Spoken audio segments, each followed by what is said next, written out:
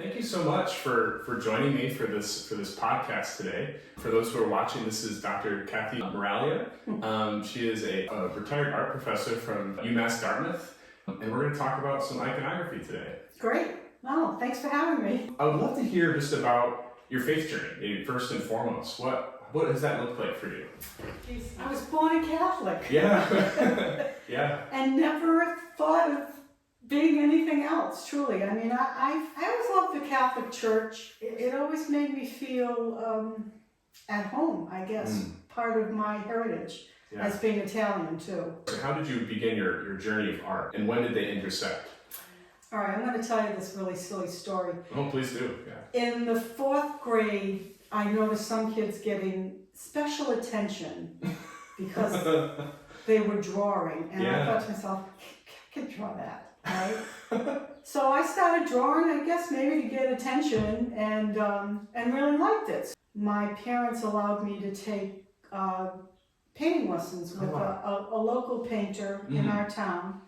He was a math teacher, but he was trained at Rhode Island School of Design. Wow. And he started me off with copying certain things. And one of the first things I copied was a Christmas card of the Virgin Mary. Gave it to my mother and father, and my mother had it framed, and she always had it on her bedroom wall. And I thought, people like this stuff. I think I'll do it. And so decided I was going to go to college for art. It was nothing ever entered my mind other than that. So I graduated with the Bachelor's of Fine Arts at UMass Dartmouth. I went back to school and got licensed to teach art in K-12 public schools. Okay. Wow. I don't know what happened to me. Some little light went off and said, I need to do something else. And I told my husband I was going to, after having gotten my master's degree in art education, I was going to go for a doctorate. And my husband looked at me and said, "You crazy?" I said, "Yeah, I know." I found at University of Massachusetts Amherst, they had a program, it was called Teacher Education and School Improvement Doctorate. And you could do it in whatever subject area your specialization was in. So, and then got offered a part-time job at the university. I was hired as a tenure track line and made my career there. When you're trained in art all your life, it's not a hobby, it's a vocation. A vocation, And because a hobbyist is somebody who does it on the weekends or isn't really... Great distinction. Takes lessons here and there. I've been studying this all my life. In earnest. And, qualified to teach it too. Not just a person who says, well, I've taken a couple of lessons now. And you have your doctorate in it. Yeah, that's for sure. So, and I've also made a distinction when people kind of say that, and they kind of say, oh, this must be so relaxing, you must have fun. It's like, no. It's hard work. It's frustrating. I don't always enjoy it.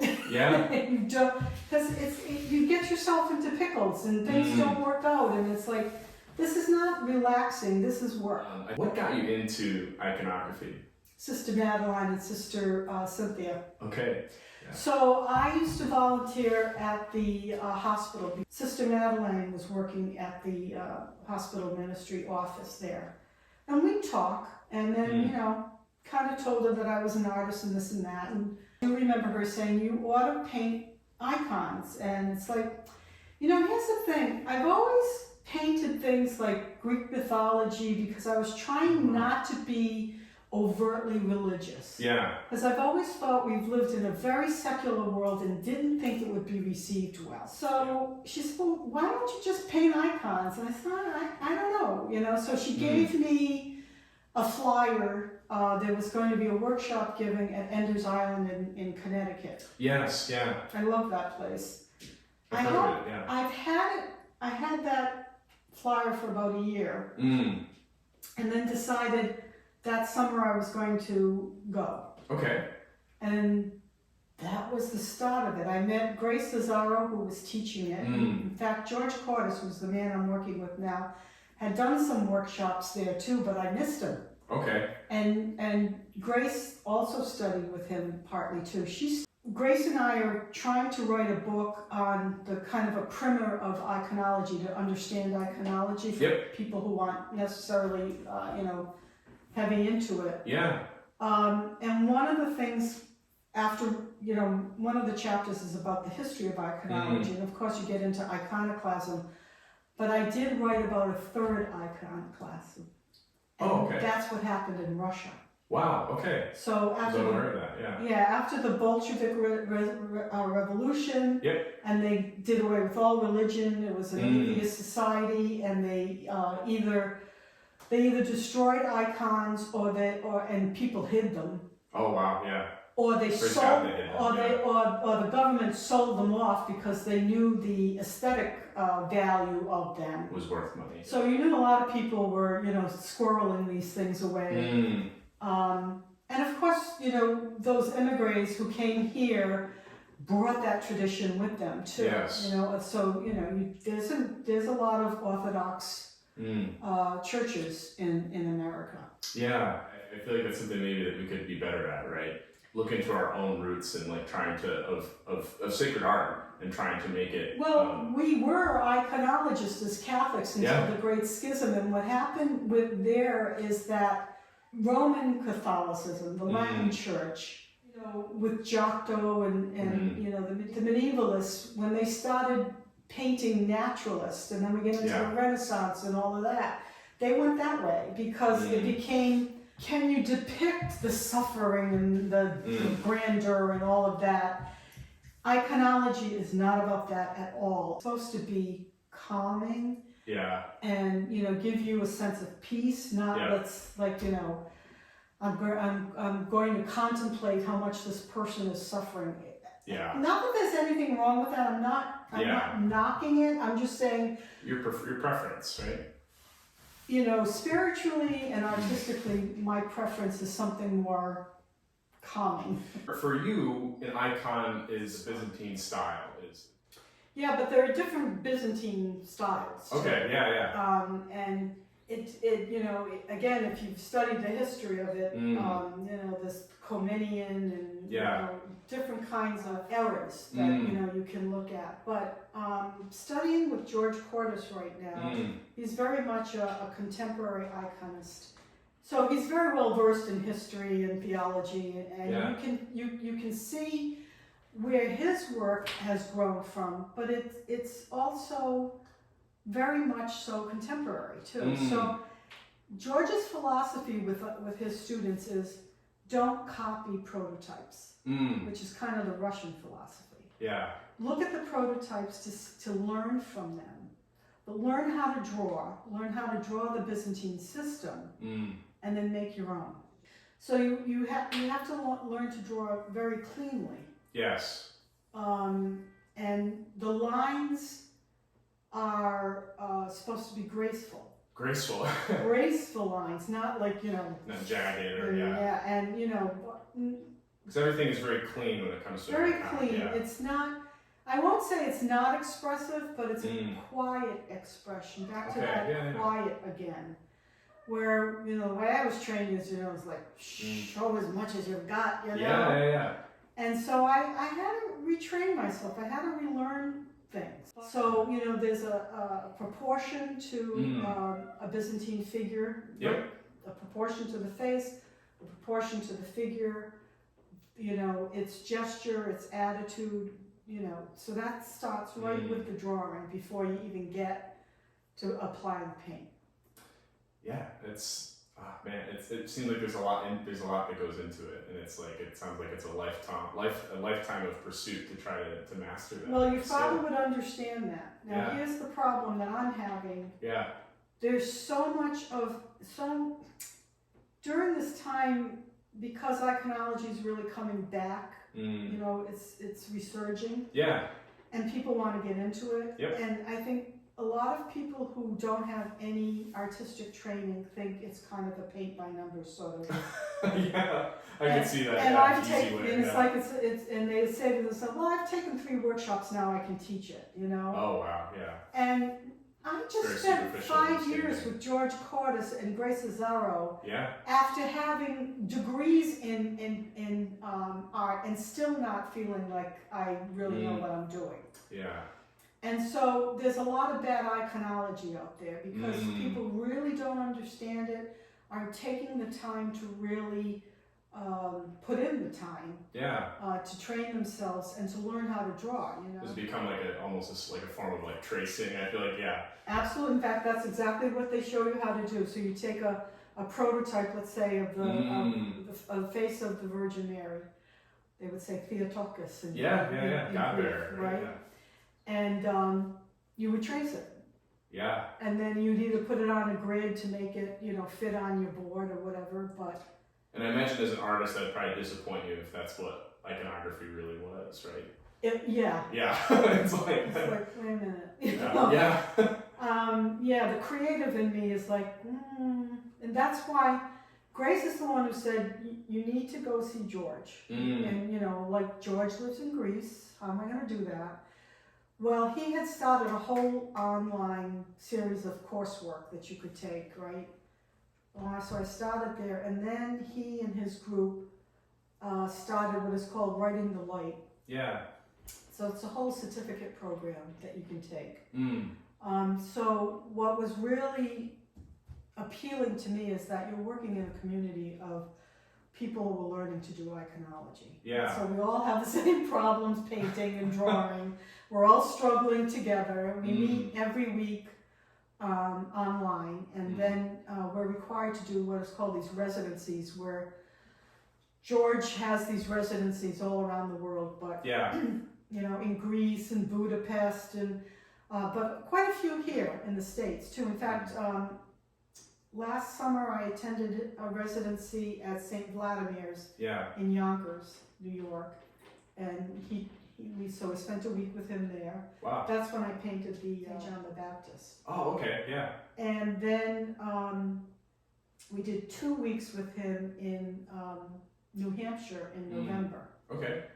And I was painting, he's making us do a thesis. And so after 2 years of study with him and writing the life, you have to do a big opus. Yeah. I've always heard that it's referred to as writing an icon, not necessarily painting an icon. Was that a transition for you into like? Well, let me explain that. Yeah, please do. Okay. Yeah. So in Greek and in Russian, there is no such word for an artist to paint. Oh, interesting. Okay, I didn't know that. The translation is to write. Okay, yeah. So there are two different words. To paint a side of a house is different from to paint a painting as an artist, and it's translated as to write. And when you think about it, you read a painting. Yep. So you're writing a painting. Yeah. So then we get to everybody bastardizing that as you have to say you're writing an icon. Okay. You can say you're painting an icon. Okay, yeah. You know, we speak English. Yep. So it's just like a language difference. It's a language difference. Okay.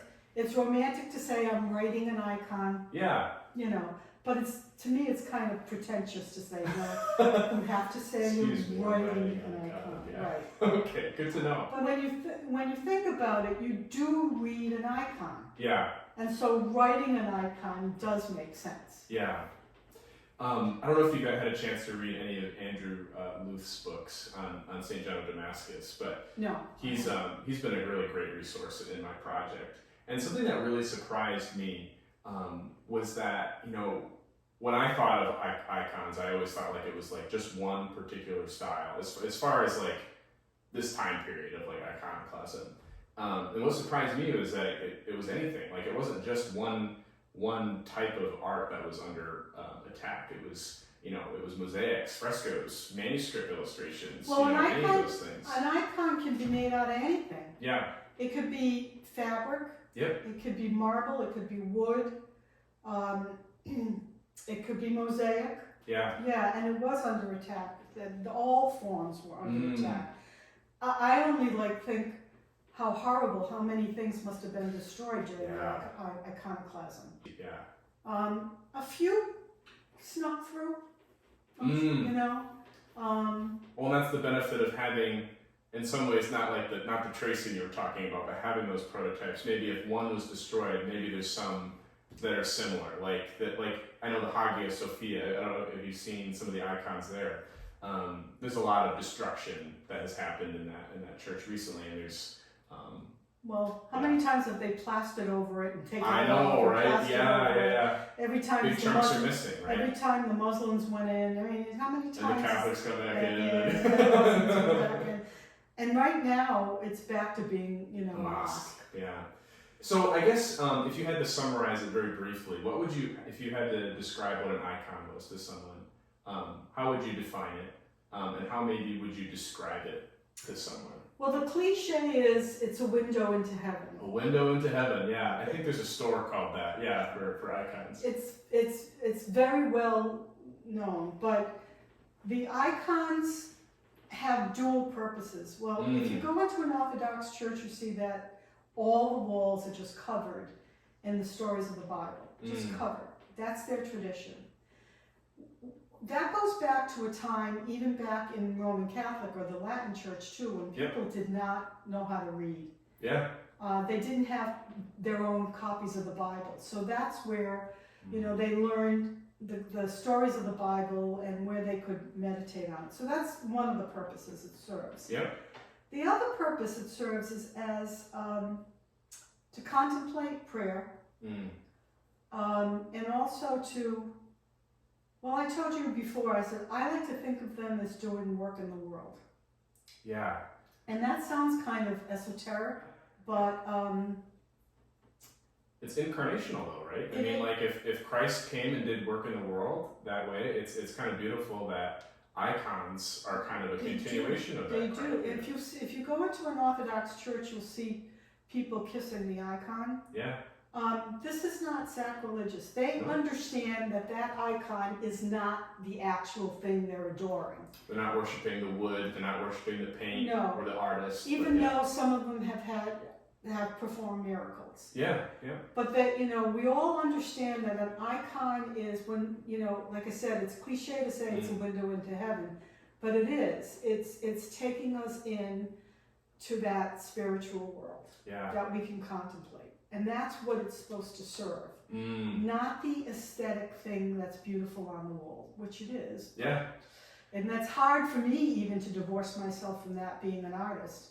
Because you want an icon to be beautiful for that reason. You want to kind of be sucked into it. And not sucked into it in the way that a Renaissance painting sucks you into the perspective of it. Yeah. Because, the perspective's quite different. It's inverse perspective. But that somehow it does speak to you. Yeah, and that brings us into a great part, right? It's that difference of veneration versus worship, right?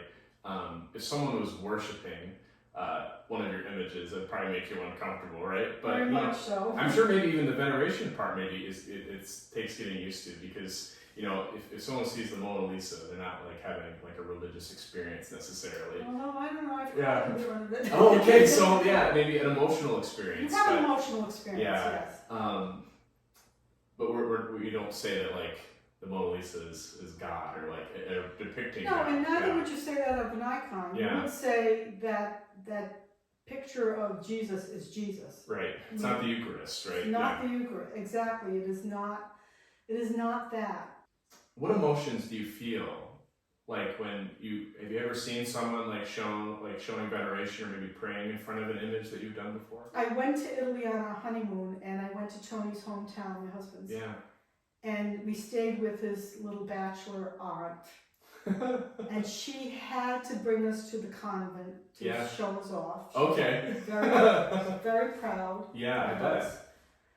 And, the statues on plinths and, columns all over the place. And everywhere she went, she touched it, yeah. She touched it and kissed it. I looked at her and went, there's devotion. Yeah. There's devotion. So, when I see people having a reaction to it, it's like... It's got to be a different experience than from other art you've done. Exactly right. Other art I've done, people have admired it or not. Yeah, okay. And, you know, I could say, okay, I did a good job or not, you know, but this stuff it's very different. It feels like it has more of a purpose. Okay. Yeah. And you know what? I've gotten more attention, and I don't mean that in an arrogant way. Yeah, no. Doing these than I have, you know, doing other stuff that I did previous. I think that this says a lot of how art in general is treated. And I think Americans are really We've cheapened art. I mean, really, very like much so. the fact that I could go on eBay right now or Amazon and have a Starry Night printed and framed and have it up on my wall within 24 hours. Is there really that appreciation or investment? Like, and it can get even worse than that. You can just go into a thrift shop, you know, you can just pick up a random piece of art, you know, and put it up on the wall or in a bathroom somewhere. Well, even when you go to museums and let's say they have a Van Gogh, exhibition, and it's on mugs and, you know, T-shirts and Lego and canvas bags and, you know, it's handkerchiefs and scarves. And that's secular art, right? And it's like, what about sacred art, right? I mean, like, it's I feel like, you know, when we go into a church, we judge art based on maybe its aesthetic appeal, right? When I was in Houston, the church I was at was very modern, but one of the things I thought that they did really well was Houston being like one of the most diverse cities in the country, right? And they had so many people from all these different backgrounds and cultures, and they're like, how do we bring people together? And they started to find all these Marian apparitions from all these cultures and kind of put them all around the church. And which is really a beautiful thing, but the thing is there wasn't that catechesis that went with it of like, what is this image, right? So one of the last things I did was I made a guide, like a Visio Divina guide with maybe a brief scripture or prayer that would kind of maybe add some context so people can feel comfortable with like walking around and like seeing, this is something I can pray with, right? So we're not taught to look at this stuff. I think maybe Orthodox are more trained in it than we are. Yeah, so it's part of their liturgy. Like it's an essential part, right? That's exactly right. It's part of their liturgy. They even carry them in festivals. Whatever's on the walls, but they have panel icons, you know, set up at different times. That you can come and venerate. So very, very different tradition. Yeah, and just to kind of get us back on track a little bit, the veneration versus worship piece, right? And that's something that obviously it caused a lot of contention for the iconoclasts of that period, right? And in some ways, like, they look at scripture and they're like, well, what does the first commandment say? Paraphrasing a little bit, but honor the Lord your God and not make of him a graven image, right? And you read that and you're like, it's as clear as day. When they finally came to an agreement on this, right, it was because of the idea that Christ came down and was made body, flesh and blood. Prior to that, we did not know what God looked like. Only Moses had seen his face, right? Supposedly, right? Or the burning bush. Right? So we still do not paint God. You will notice that in icons it's either the hand, or it's the dove, or it's the what do they call it, the doxy. So we still don't paint God, but we do paint Christ and the saints because they lived. We know what they looked like. Therefore, we can paint them. Yeah, and it's the incarnation, right? Because that is, if he actually walked the streets and revealed his divinity to the world, he showed us himself. And that means that he's able to be. If he was willing to put himself in that position, that means that I would say, argue in some ways, he wants us to, right? To depict it. One of the books I was reading. There was they made reference to like what the first icon would be. It's called like the holy napkin, right? And it's like it's an image of Christ's face. Unfortunately, it's been lost. If it all existed.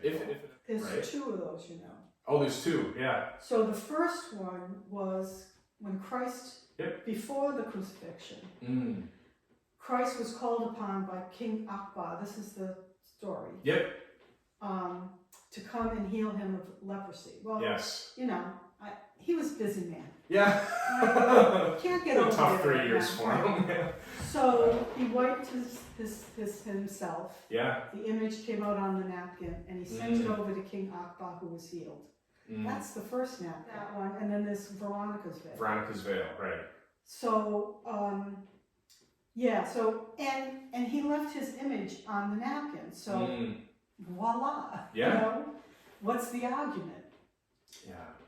And, you know, at this time, there's also veneration of, like, the wood of the cross, right? You know, I think at this time, the cross was mostly together still, and there was actually being processed in war and all that stuff, like, it was a whole thing. And I know that John kind of made the argument that if we'll venerate the wood of the cross, then why not his image? And of course the term they use for worship is latria, right? So we worship God and offer him latria. But the veneration that we offer, you know, whether it be the saints or these icons, I think they refer to it as like proskynesis, right? So that is like the honor that we give to these saints and to these images because, yeah, they have that connection to God. Wow, I think an essential part of iconography, and we've kind of touched upon it a little bit, is how it's it kind of acts as like a mini incarnation of Christ, right? And kind of points to his hypostasis, right? You know, he is both fully God and fully man. And while we can't depict his divinity, we can at least you can show his humanity, and through his humanity he reveals his divinity through his miracles. You know, through kind of like hinting a little bit, you know, it's almost like theological hinting, you know, it's like there's a reason why it took a while for the apostles to kind of catch on, right? You know, they had to kind of be formed. The Word became flesh and dwelt among us. And that's why you can paint an icon, because the Word became flesh. And that's the end of iconoclasm. And, you know, St. John of Damascus, it's so funny, like, reading his 3 treatises, because he kind of gets a little sassy. He's like, I do not depict the invisible divinity, but I depict God made visible in heaven. You know, and he accuses the iconoclasts of being like Manichaeus, you know, like these this heresy that like believed that all matter was bad, and that can't be true because Jesus came. Self-flagellation. Yeah, right. We're seeing this resurgence of iconology and iconography that you've been talking about. That makes total sense to me. Like, we look at this generation that has probably been the most visual generation. Yeah. And probably forever, right? In the sense that, like, we're very much drawn to the visual, you know. And what a great time to maybe restart within ourselves and within our culture an appreciation for sacred art, right? Well, you start new every day. Mm. And I think there's a yearning out there for something beyond, you know, this materialistic culture that we lived in. In fact, I had a painting professor in my senior year. His name was Herb Cummings, and I've actually used this quote in the book, in our book. He once told us, and I was too young to understand it, but he said, "I paint to see the eyelashes of God." Interesting. And I went at the time, what the heck? And then you're like, there's something to that, right? and he was an abstract expressionist, so it wasn't about painting the image. To him, it was some spiritual transcendental thing that happened when he was painting. But Jesus comes and he says, "He who has seen me has seen the Father," right? And it's like, if we follow that down the line to what sacred art is, he who sees this sacred art sees the Son who sees the Father, right? And it's like, it's almost like a continuation of this incarnational presence, right? And I think another part that people kind of miss out on with the hypostatic union when it comes to art is like, Christ took on that human presence forever. It wasn't just like 33 years and then he ditched it, Oof. right? You know, it became a part of him forever, right? So that means that we're not just painting a historical figure, we're painting someone that is real in the here and now. Do not abuse matter, for it is not dishonorable, right? I do not venerate matter. I venerate the fashioner of matter. How do you kind of consider that as you paint your icons? Well, say I'm painting an icon of a Theotokos. It's not the Theotokos. Yeah. The wood, the egg, the pigment that it's on, that's not what I'm worshiping. It's almost like you see through it. Yep. I really believe God is in every particle of everything. True, yeah. Right? Everything. Every leaf. Where can we go where God is not, right? Right. Yeah. There's two things kind of happening at once. We got to hold them in tension because there is, from what I've been reading, there's like if you disrespected a painting of an emperor back then, that would almost be the same as defaming the actual emperor if he was there. And I think that's kind of trickled down to us now with sacred art. Like that's why I think we take it so personally if we see someone destroy the inside of a church, right? Like the matter matters, yes, right? Matter matters. Yeah. But part of that is also it's respect. Yeah. It's respecting all things, all matter, everything that God created. I think that we sometimes have a real shortage of respect in our culture. Agreed. You know? I think of like why do we keep portraits of our loved ones in the house? Exactly. Right? Why do we take photographs? It's like we know it's not them captured in the photograph, like some native might believe, but we still respect their memory. Yeah.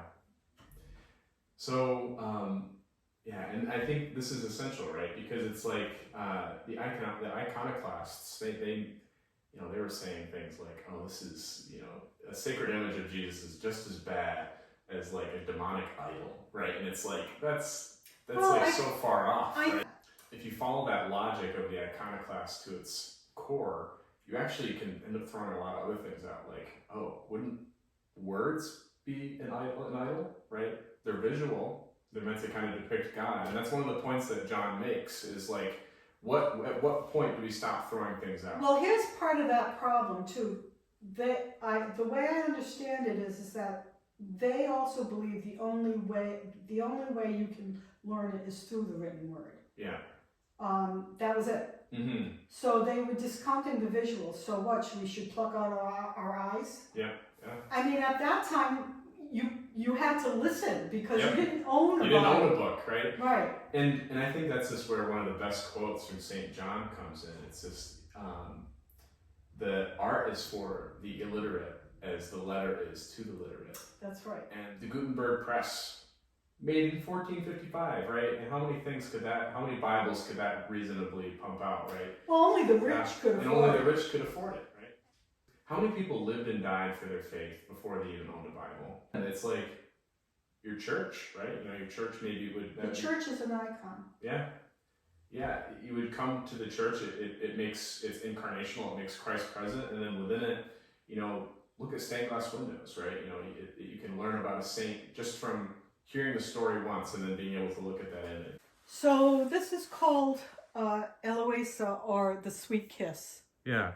And it's a time when, there's a tender moment between, the Theotokos and the Christ child.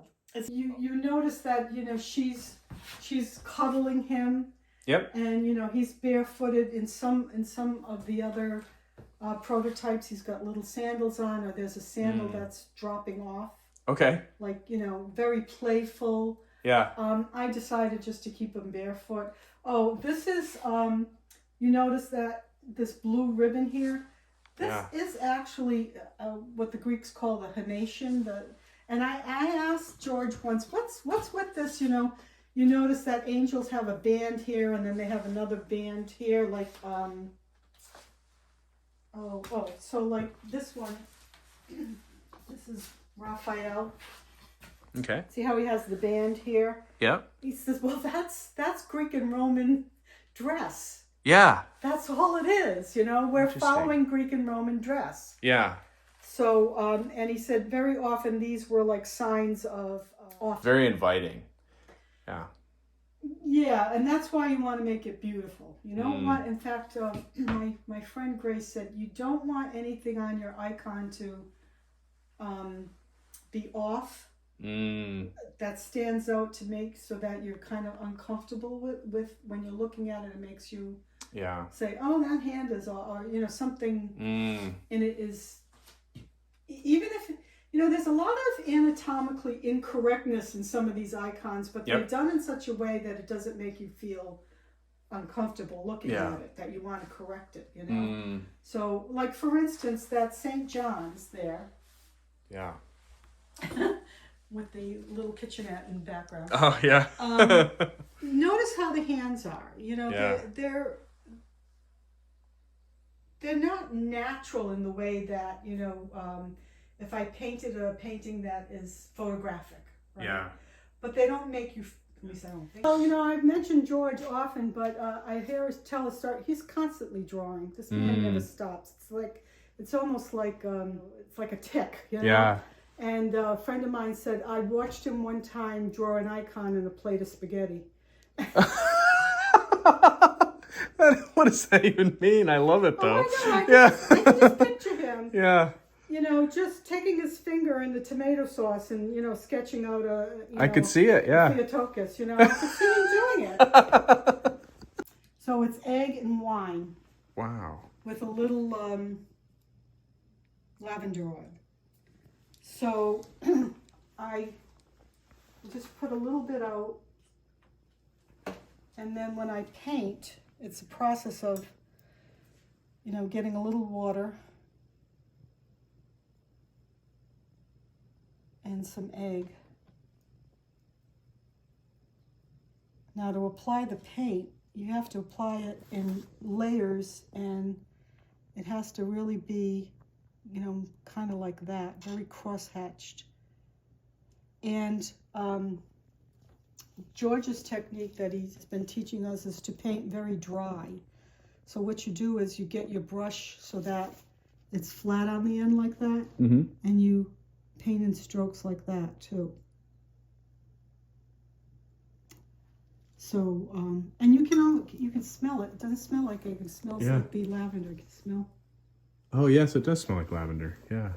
It's a very nice smell. Very great. Yes. It's better than that, like, kind of... eggy smell. Yeah. That sulfur smell, yeah. Well, now, as you see, a lot of people are not painting in tempera. It's a little difficult. It can be a little frustrating. And so they'll paint in acrylics, but it gives you an entirely different look. Yeah, I bet. You know, acrylics, oils, even watercolors people will paint in. So this is a little device that if the pigments are too gritty, then you can grind it. And you can get it smoother. But the colors are so good now that this Caput Mortuum is gritty. Yeah. But you don't have to do much grinding.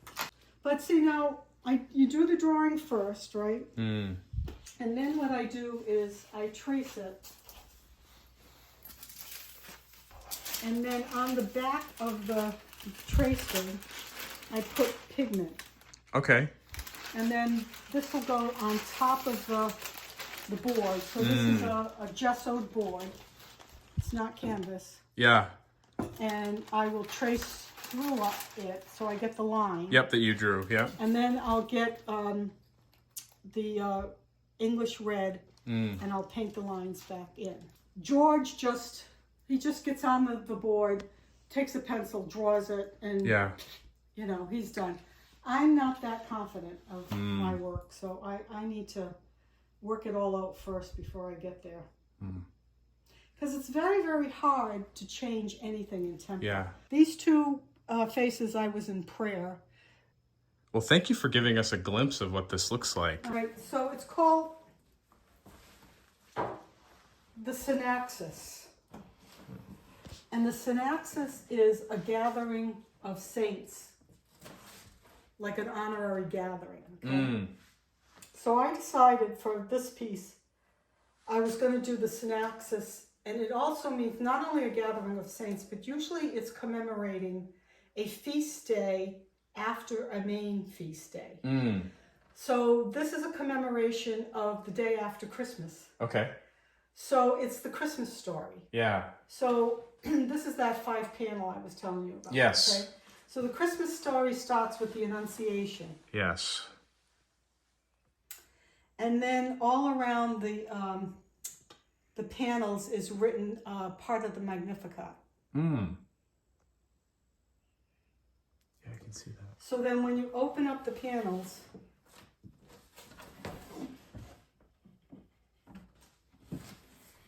there's the gathering of angels with the Theotokos and the Christ child, the Holy Spirit, and then as part of the Christmas story, the 3 kings, and then, I don't know if you can catch it, Yeah. Saint Joseph and a shepherd with the lamb. Beautiful. And this is what I mean when you're reading this. It's like, why the lamb, right? Yeah. Reference to Lamb of God. Right? Yeah. Why the 3 kings? Reference to, frankincense and myrrh, forecasting his death. Yes. So that's how you begin to read an icon too. Like it just tells a story, right? And I think that's what something that people miss out on, right? Is that sacred art tells a story. There's movement sometimes, right? Yeah. Oh yeah. In fact, George always talks about within the icon there must be rhythm, and so that's movement, and you have to achieve the rhythm through the way you draw your line, the way you place the lights and darks, and the way you place the warms and cools of the colors. So there's part of that. It's not only the aesthetics, but that's part of the theology too of it. Yeah. Which when if you're just taking workshops and copying prototypes, you're not understanding that. So now that we've had an opportunity to talk about just what is iconography, we've talked about how it is incarnational, how it makes the hypostatic union real. We've talked about some of your own work and how you've this has been a process of learning, as you call it, a vocation, to share this talent with the faithful, or as you said, put your work to work, right? I think this kind of brings us back to this central question that we have is, what is iconography? How could we maybe hope to share this with the world in a way that moves us beyond this very superficial understanding of art as being just mere decoration? My friend Grace, she wanted to put at the end of the book that iconology will save the world. Wow, yeah. I don't know if that's even possible. I don't know how it would do it. But I think if we save one soul through it, then we've done a job. Yeah, I would agree. And you have no way of knowing either, right? One tear shed could cause an entire chain of reactions. I feel like my whole entire career has been a chain reaction. Yeah, something that I see with art, especially sacred art, is that it takes the material and it kind of redeems it, right? And it kind of it takes something that might be perceived dirt, right? Yeah, I mean, or even the eggshells, right? That you use for the paint, and it redeems it and brings it closer to Christ, right? And ultimately, it serves the deeper purpose, which is to lead the person from dust to dust, closer to the eternal through divinization, as they call it. Yeah. Well, unless you're using synthetic colors, which I don't. Yeah. They're all earth colors. Yeah. They all come from the earth. And like you say, even the egg. Yeah. The egg yolk comes from, a hen. Although sometimes I use duck eggs. I think this comes back to what is said in Genesis, right? What God says, and God saw everything that He made, and behold, it was very good. In 1 Timothy, everything created by God is good. In Romans, the whole creation has a groaning as we wait the redemption of our bodies, right? I think that's what art is in a lot of ways. It takes something that is maybe naturally kind of fallen, or like a piece of wood. You don't really know what to do with that on its own. Like, instead of it being a tree, right? We take it that is fallen and maybe turn it into something beautiful, right? And we're all creators. Yeah. You know, we're Which made imitates God. we're made in the image of God, the Creator, and you know we create ourselves every day. You know, by whatever acts we do every day. Just as God creates, we imitate that, and we want to create, and in doing that brings us and others closer to God. Oh. I've just been so impressed by just all of the just the writings that I've read on St. John of Damascus, and I think he just has so much to offer as far as just the defense of sacred art and like what it's meant for. And I'm curious. It's a wonder why he's not patron saint of art. Right? I know, right? You know, just given what he's done. I mean, these councils that solidify something in our faith, right? Something that has always been true. Like, these councils aren't meant to create something new. They're meant to rather affirm something that has always belonged to the faith, right? Or maybe get it right. Yeah, and just kind of hone it in, right? You know, if there's disagreement. And attacking images threatens something central to the whole fabric of Christian theology, right? How can you attack an image when you are an image? Yeah, I am we destroy ourselves, right? Right. Because we're walking images of Right. Christ, right? Well, I think too, during that time, it was also a time of feeling like the body was something dirty. And John, I mean, he just comes in just so strong. As you said, we are walking images of Christ, and by denying that, but denying icons, we're denying what holds us in existence, right? The iconoclasts tried to use the Old Testament to try to argue against, But don't you think that's still going on? Certainly, Use the yeah. Old Testament for all kinds of justifications for all kinds of stupid things, and Yeah. to me, it's like a misreading of. I don't know. Maybe I've got it wrong. I don't know. But it's like, where did you get that idea? Oh, the Old Testament. It's like, what? But even then, like, how many times are images used to actually redeem the Israelites, right? You know, we have the image of the bronze serpent that was used to And the burning bush. the burning bush, And the Ten Commandments the themselves. Ten Commandments, the Ark of the Covenant, Abraham. The Ark of the Covenant's described. Yeah, You know, you can just picture what it looks like. Solomon's temple with the cherubim, right, and the different beasts being put on the walls, right? And it's like, if we're able to put beasts on the walls of God's temple, right, his one and only presence in the world, right, in the tabernacle, before Christ, then why wouldn't we be able to put himself when he incarnates himself? I mean, the Ark of the Covenant is described as having two angels on top with, you know, with their wings enfolding it. And you think, they're just described angels, Yeah. you know? Yeah. So if these angels are okay to be depicted, then that must mean that Christ must be. Well, what would your suggestions be for a culture that doesn't understand art, as you kind of noted? Oh, I've been fighting that my entire career as an educator. And the only thing I can think of is just keep doing it. And, you know, I mean, I devoted my career to preparing art teachers to get them out there, and it's like proselytizing, you know, sending all my little apostles out there to give that to children. It's amazing to watch children when they're in the art room. It's not an accident that people would send all the problem children to me. Okay, yeah. So to do some finger painting, You know, and they'd say, well, they didn't misbehave, and then, well, they're not doing it in my room, you know? So, you have this real power in the act of creation, which happens, you know, through the making of art. So, well, I would just like to thank you one last time for, My pleasure. for this great afternoon of being able to talk and look at some iconography. Anytime. So thank you so much. You're welcome.